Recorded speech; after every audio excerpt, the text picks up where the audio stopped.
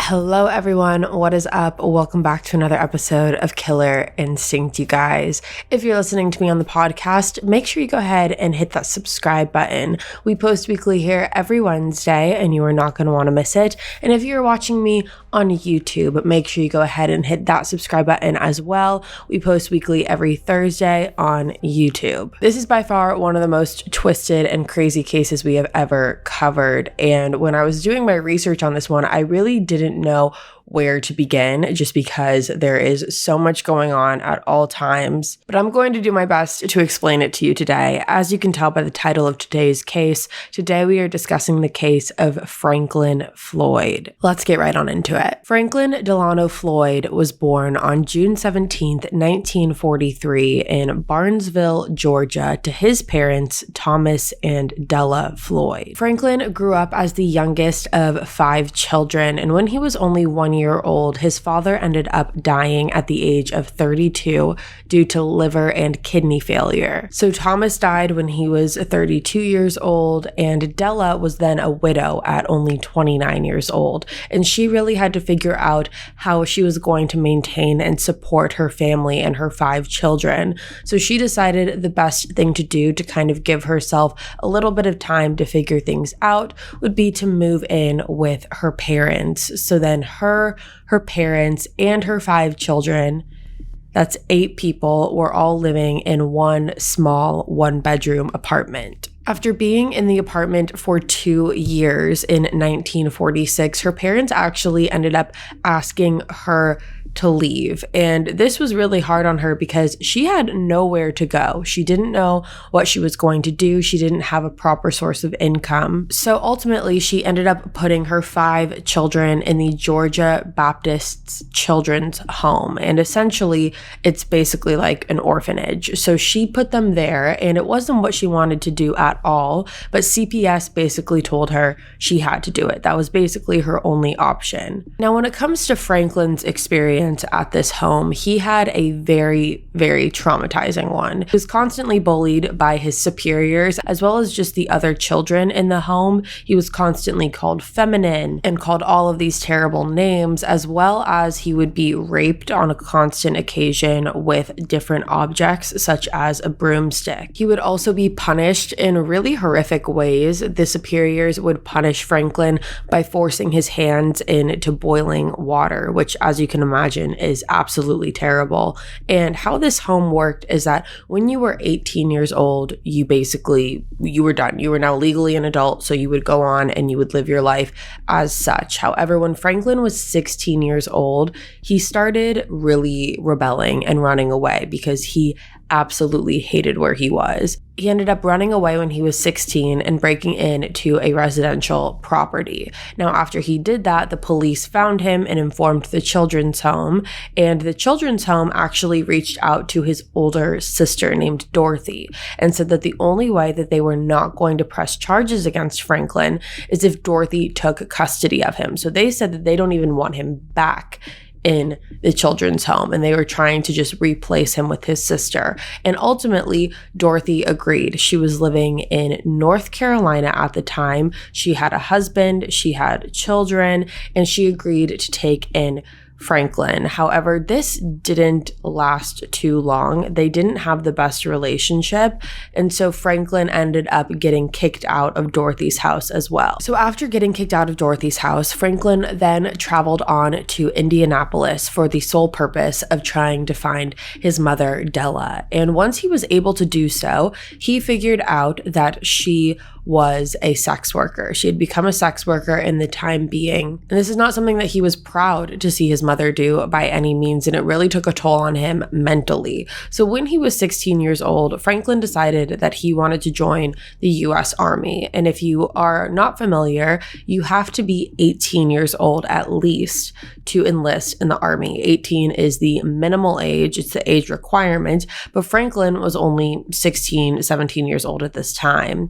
So he ended up having his mother, Della, help him in forging some of the paperwork that he needed to send off to the army to get enlisted. And by forging the documents, it basically just meant that he was lying about his age. However, him forging those documents actually worked, and he was enlisted into the army. So he gets enlisted, but about 6 months in, it is revealed that he had lied about his age. So he gets discharged. And after that, Franklin didn't really have a lot going on at that point. He didn't really know what he was going to do. So he kind of just became a drifter. He would drift from place to place and really lived his life independently on his own terms. And now is kind of where I want to take a moment and talk about Franklin's track record when it comes to the crimes that he has committed, because even leading up to what we are going to talk about today, Franklin was no stranger to authorities and to jail and to breaking the law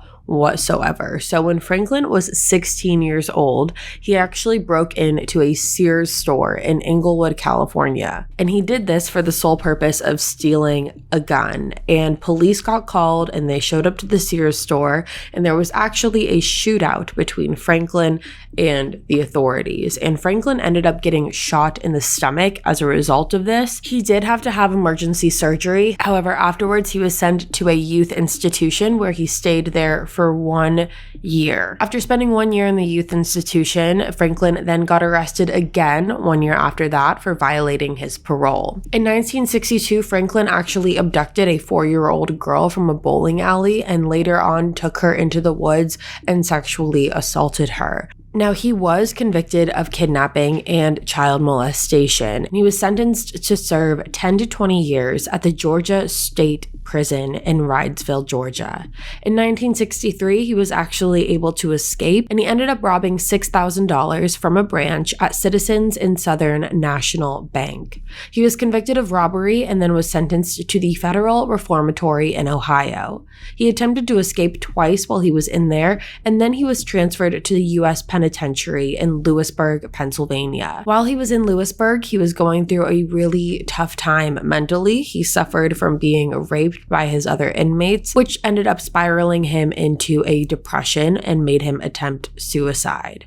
After his suicide attempt, he then was sent to the Federal Penitentiary in Marion, Illinois, and then was sent back to Georgia State Prison in 1968. Now, surprisingly enough, in November 1972, so only 10 years after his conviction of the kidnapping charge, Franklin was released from prison, but he was sent to a halfway house. After a week of being released from the halfway house, Franklin ended up forcing a woman into her own car at gunpoint at a gas station. After he got her into her car, he attempted to sexually assault her. However, luckily, she was able to escape from Franklin, and Franklin was again arrested. Now, this time after he was arrested, he enlisted the help of one of his former inmates. This was a man named David Dial, and Franklin convinced David to help him post bond. David was also out of prison at that point, and the two of them had a pretty decent friendship,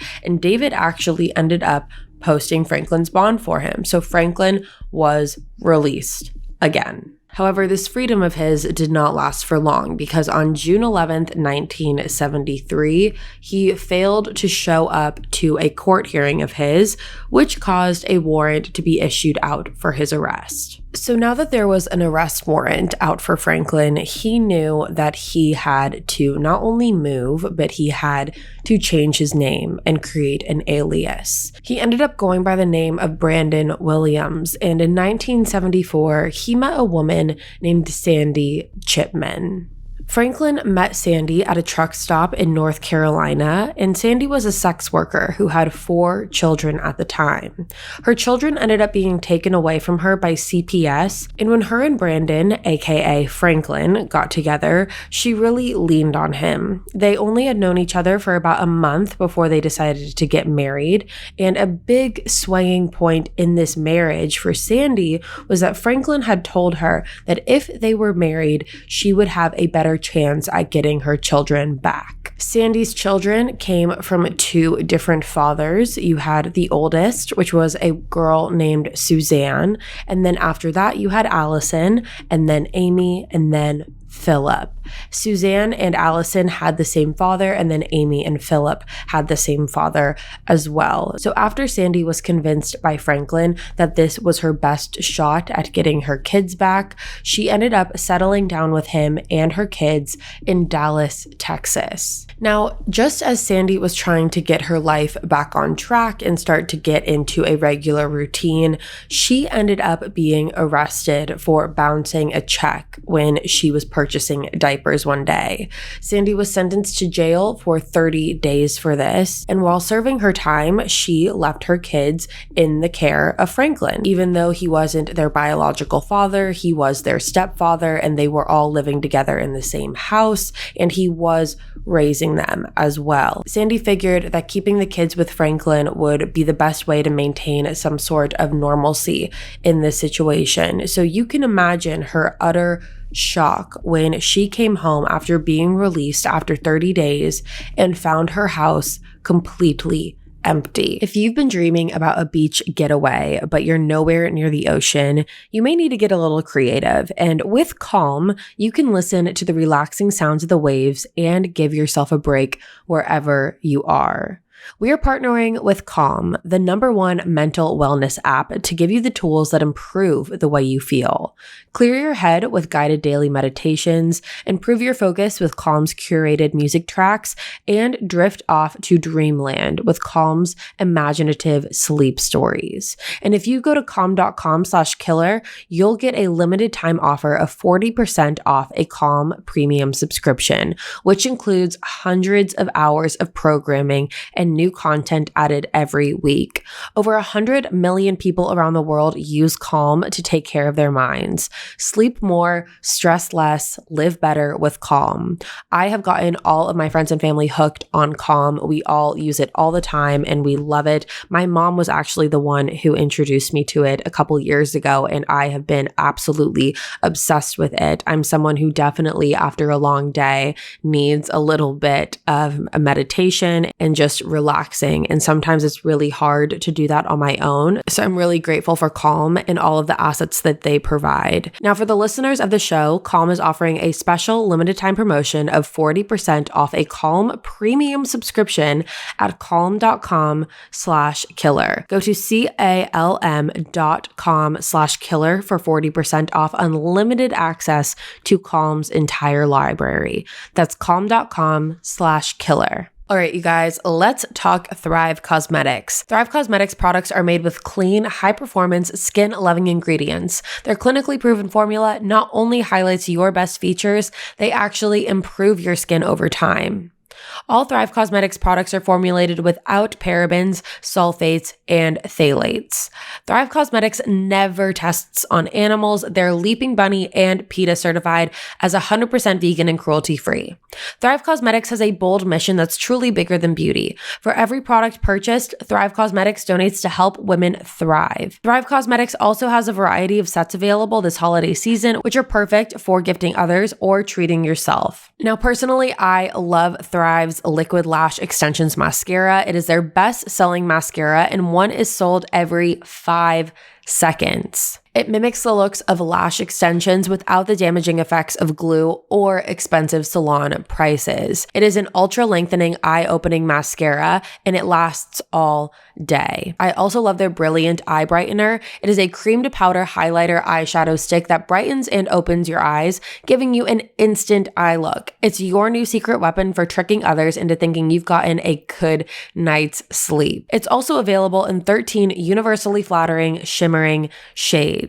I also want to talk to you about Thrive Causemetics' Bigger Than Beauty mission, how for every product purchased, their commitment to support nonprofit partners with a donation of funds or products is truly unique and inspiring. I love how this is a beauty brand that goes beyond being skin deep. I also love their Defying Gravity Eye Lifting Cream. This holy grail eye cream instantly lifts, tightens, and brightens the look of skin around your eyes while giving you a line smoothing hydration. It's like beauty sleep in a bottle. It is absolutely amazing. Now, I love everything about Thrive Causemetics. Their products are the best, and their Bigger Than Beauty mission is truly inspiring. You're going to love it as much as I do. Visit thrivecausemetics.com/killer for 15% off your first order. This is an exclusive offer you can only get here. That's Thrive Thrive, CAUSEMETICS.com/killer for 15% off your first order. That's thrivecosmetics.com/killer. Did you know that up to 80% of the immune system is influenced by the gut?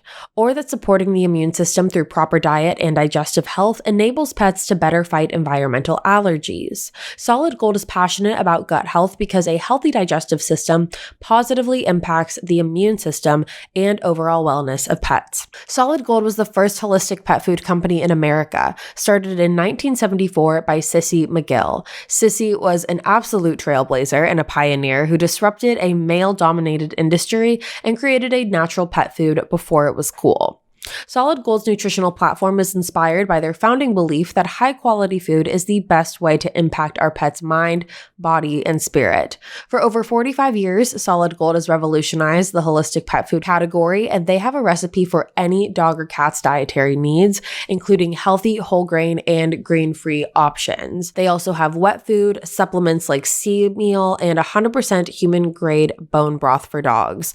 Now, personally, I don't live with my dogs anymore, which is very upsetting. However, what I do know and what I am happy about is even though I'm not with them, they are getting excellent nutrition. I introduced them to Solid Gold about a year and a half ago, and they absolutely love it. And I love knowing that I'm giving them a quality product as well.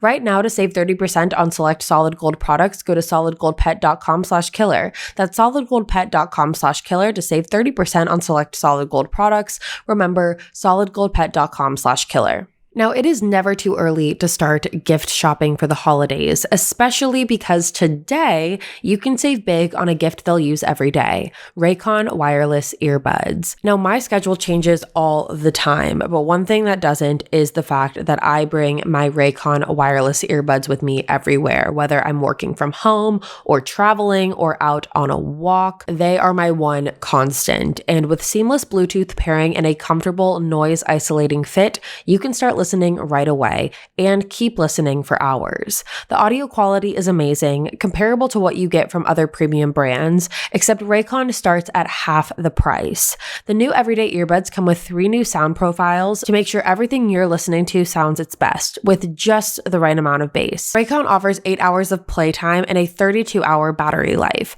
There's also a built-in mic, and you can take calls on your earbuds at the press of a button. So this holiday season, get them something they can use for calls or music, for work or play, at home or on the go. Or pick up a pair for yourself. Trust me, you are going to use them every day. Go to buyraycon.com/killer today to unlock exclusive deals up to 20% off your Raycon order. But hurry, this offer is available for a limited time only, and you don't want to miss it. That's buyraycon.com/killer to unlock 20% off your Raycons.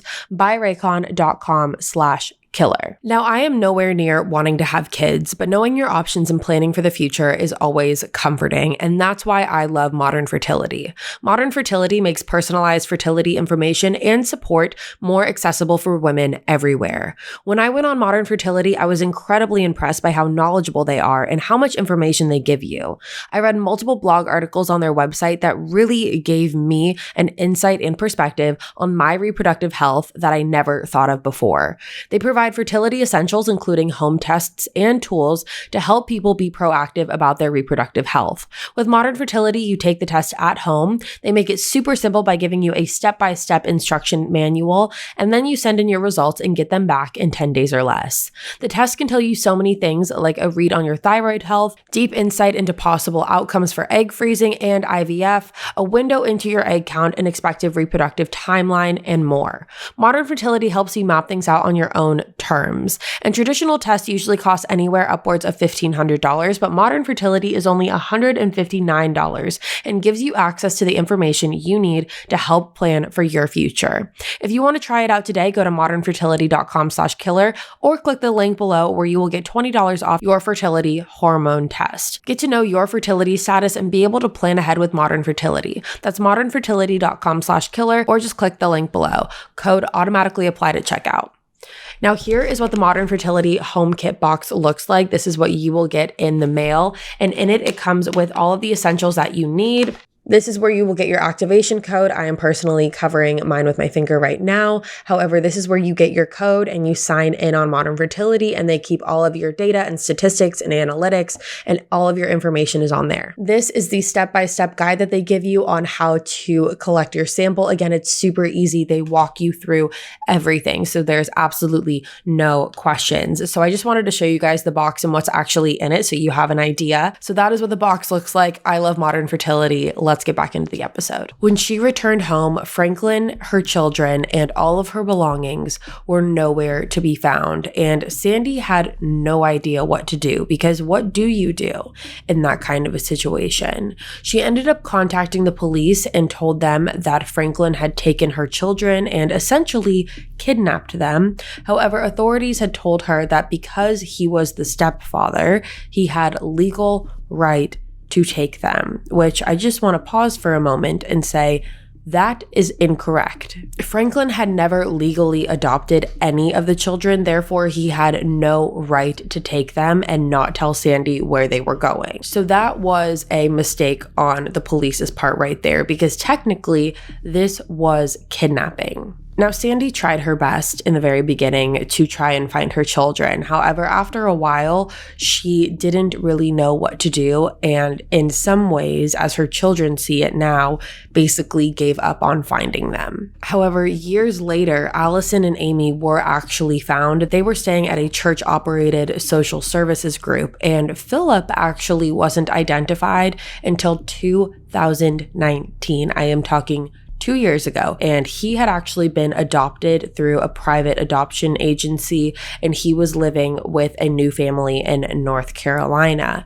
And he had heard about this entire case, and in 2019 he came forward claiming that he believed that he was Philip, and he was right. So now Amy, Allison, and Philip had been located, but Suzanne, the eldest of the four, was still nowhere to be found. Now, before Philip had been identified in 2019, it was presumed that him and Suzanne had been dead this entire time, just because no one knew where they were. So in 2019, Philip was identified, but still that leaves the question of what happened to Susan and what happened to Franklin. Now, after leaving Dallas, Texas, Franklin would move on to Tampa, Florida, and he was living there with his second wife at this point. This is several years later. He moved there and was living with his second wife, and his second wife was a woman named Tanya Hughes. Franklin had changed his name again, and this time was going by the name of Clarence. So him and Tanya were living together in Florida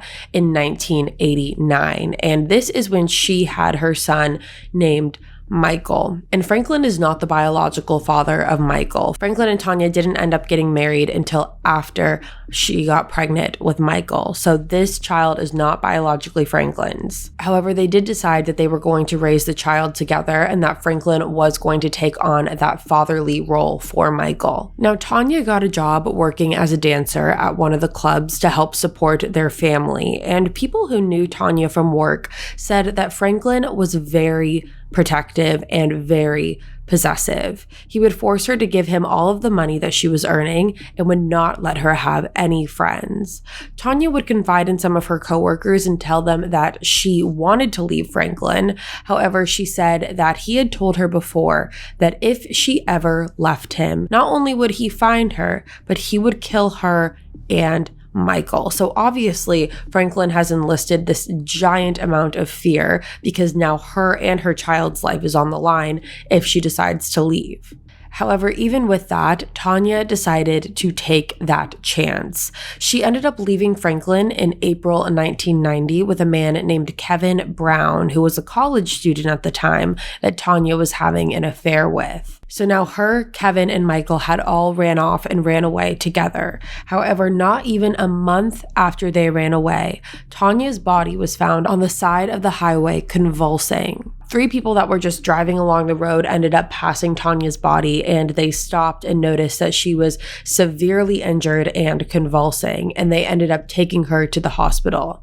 Tanya's body was found about 100 miles outside of Oklahoma City, and she was rushed to the Presbyterian Hospital. She arrived at the hospital with severe bruising and a large hematoma at the base of her skull, and she ended up dying from these injuries 5 days later. Now, when her body was discovered, the witnesses that drove her to the hospital said that there were groceries scattered all around her at the time. So police had theorized that she was walking home from the grocery store when she was attacked. Now, Tanya at the time was staying at a Motel 6 with Michael. So it was believed that she was walking from the convenience store to the Motel 6. Now, even though she had left Franklin, legally he was her husband, and by law, the hospital had to call her husband to let him know what had happened. So Franklin arrived at the hospital shortly after Tanya did. Now, when Franklin arrived, it was said that he had little to no emotion, and not only that,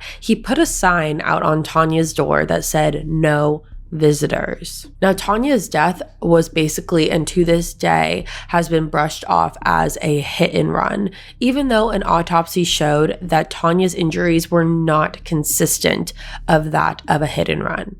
And the medical examiner who conducted the autopsy even stated that in his report. However, police assumed that she was struck from behind by a vehicle and that vehicle just drove off. And that was the theory that they were going with. So even after Tanya died, everyone just kind of went on with their lives, including Franklin. Now, after Tanya's death, Franklin did try to gain custody of Michael by saying that he was Michael's biological father. However, at this time, Franklin's real identity actually was revealed, and it was revealed because he was trying to get a life insurance policy out on Tanya, and in doing that, he had to give his social security number. And when he gave his social security number, obviously his true identity is going to come up, which is Franklin, instead of the alias that he had been going by for all of these years. So Franklin really felt the pressure at this point. So he decided to give Michael to the foster care system while he ran off and basically fled the state.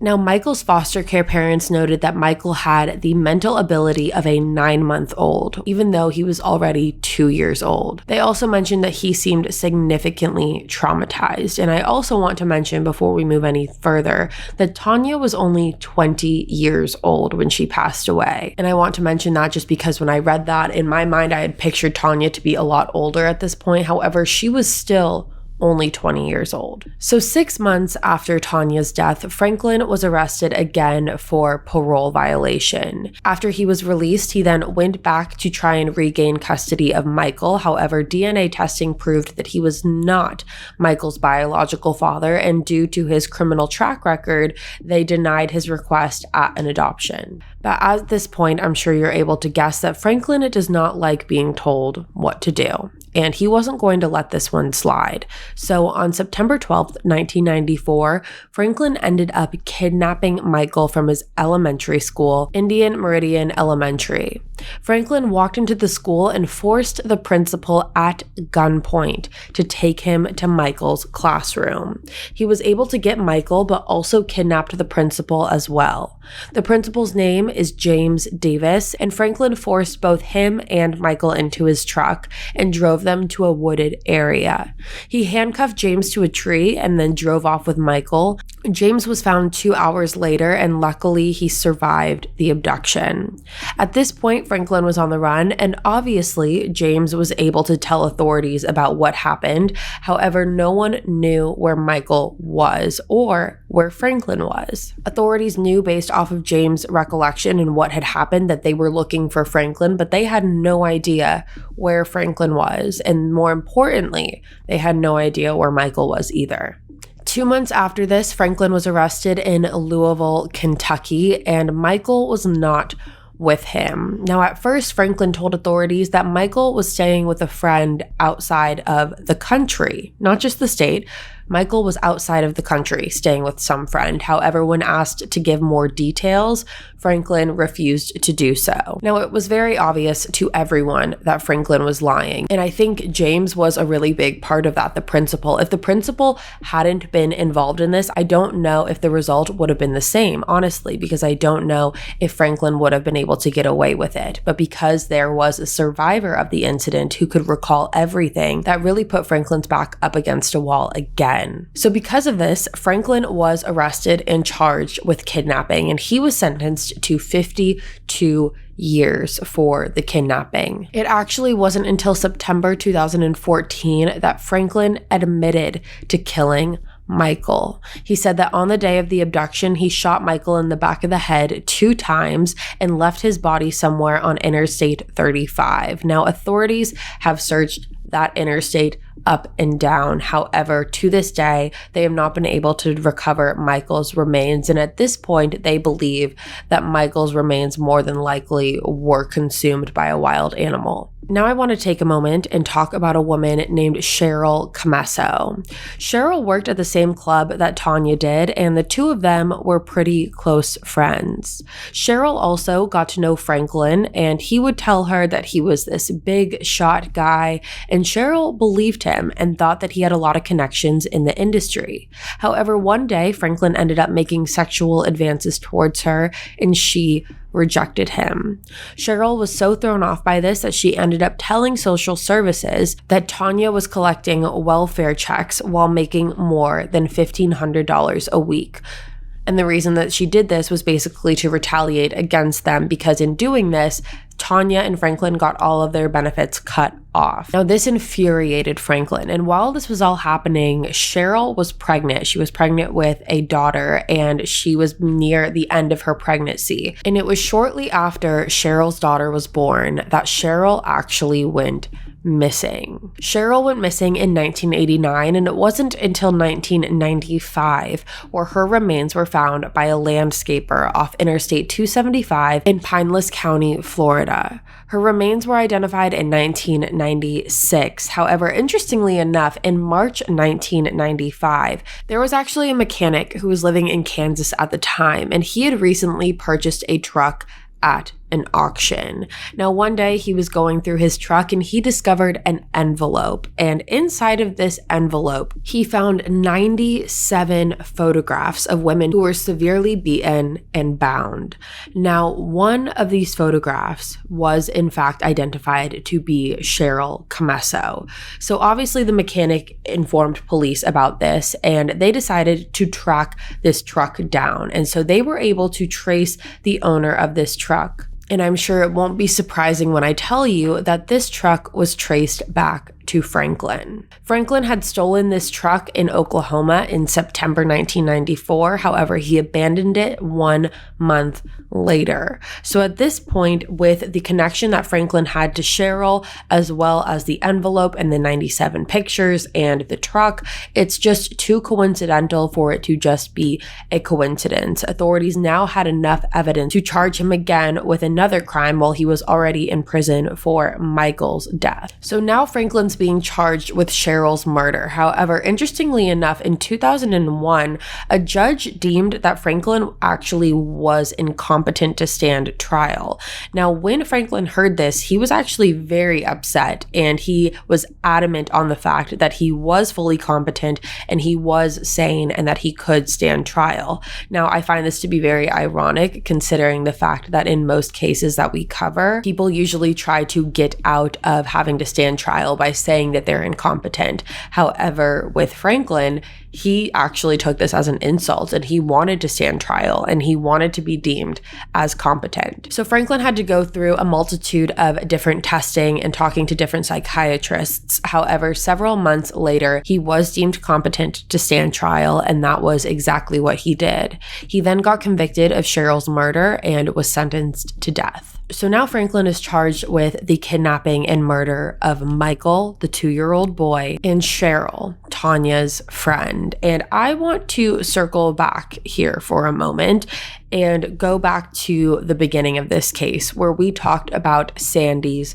children. I had told you that they had identified Allison, Amy, and Philip. However, Suzanne was still nowhere to be found. Now, there was a reason that Suzanne was never found, and that would be because when she was kidnapped, her name was changed. And the new name that Suzanne went by was Tanya Hughes. Yes, you heard me right. Suzanne, who was Sandy's daughter, who was Franklin's stepdaughter, her and Tanya are the same person. Franklin had raised Suzanne as his own daughter for years after the kidnapping, constantly moving her from different states and different schools. They never got too comfortable for too long, and Suzanne was only 6 years old when she was kidnapped by Franklin. So she was basically living her entire life in this lie. Tanya Hughes wasn't the only name that Suzanne had ever gone by. After the two of them left Dallas, Franklin ended up giving Suzanne the alias of Sharon Marshall. She went to high school in Forest Park High School in Georgia, and everyone loved Sharon, aka Suzanne. She excelled in school, she got fantastic grades, and overall had a very outgoing and bubbly personality. However, she definitely had a strict home life. Her friends recall thinking that Franklin was very strict with her. He wouldn't let her go out very often. He didn't let her have a lot of friends, and he certainly did not let her have any boyfriends. Now, I want to talk about the theory here that a lot of people believe to be true, and that theory is that Sharon was also involved in Cheryl's death. Now, a lot of people believe that she was directly involved, and then there are people who just believe that she had knowledge about what happened. And the reason for that is because when Suzanne met Cheryl, she was under the alias of Sharon Marshall. So she wasn't Tanya Hughes yet. So Cheryl met Suzanne as Sharon. And it wasn't until shortly after Cheryl's disappearance that Suzanne and Franklin ended up getting married. And a lot of people have speculated that the reason that the two of them had to get married was because of the rule that married people cannot stand trial and testify against one another. So a lot of people have theorized that Franklin thought that if he married Suzanne, that she would never be able to testify against him. But just think about this, because Suzanne grew up as the daughter of Franklin, and then years later she ends up being married to him. Now, we're not aware of the extent of the romantic relationship that the two of them had. However, they were legally married. Now, like I said, Suzanne was 6 years old when she was kidnapped, and she passed away at 20 years old. So she lived 14 years of her life. The majority of her life, she was living a lie. Now, because Tanya isn't here to tell her side of the story today, we don't know how much she knew and didn't know. I think obviously she had to know that there was something very wrong, considering the fact that she was legally married to the man who raised her. However, as far as how much she knew about the kidnapping, we don't really know what her knowledge was on that. What we do know is that multiple people who had worked with Suzanne had asked her about her personal life and her background, and they all say that she was a very private person. However, the one thing that she would say was that all of her relatives were dead. So we don't know if that's the narrative that Franklin pushed or if that is the story that they kind of came up with together. I think just being only 6 years old, it would have been very, very easy for Franklin to twist the entire truth. I personally don't remember anything when I was 6 years old, and I think it would be very easy for Franklin to manipulate Suzanne into thinking that her entire family was dead. Franklin Floyd currently is on death row at the Union Correctional Institution located in Florida, and there is no execution date for him at this time. Franklin is 78 years old right now, so a lot of people believe that he is just going to die in prison of natural causes and not necessarily from being put to death. So that, you guys, is the case of Franklin Floyd. I cannot wait to hear what you guys have to say about this one. Make sure if you're watching me on YouTube to leave it in the comments below what you think. You can also reach out to me on Instagram at Killer Instinct Podcast, or you can email us with other case suggestions at killerinstinctpodcast@gmail.com. Thank you guys so much for tuning in to another episode of Killer Instinct. Like I said, if you are new here, make sure you go ahead and hit that subscribe button. That way you never miss an episode. We post weekly on the podcast every Wednesday and every Thursday on YouTube. I will be back next week with a brand new case for you guys. And until then, stay safe. Bye, guys. Thank you guys so much for watching. I hope you enjoyed this episode. Make sure you join us again next week, where we talk about the solved case of the Whitaker family murders. This is a crazy case. You are not going to want to miss it, and I hope to see you there.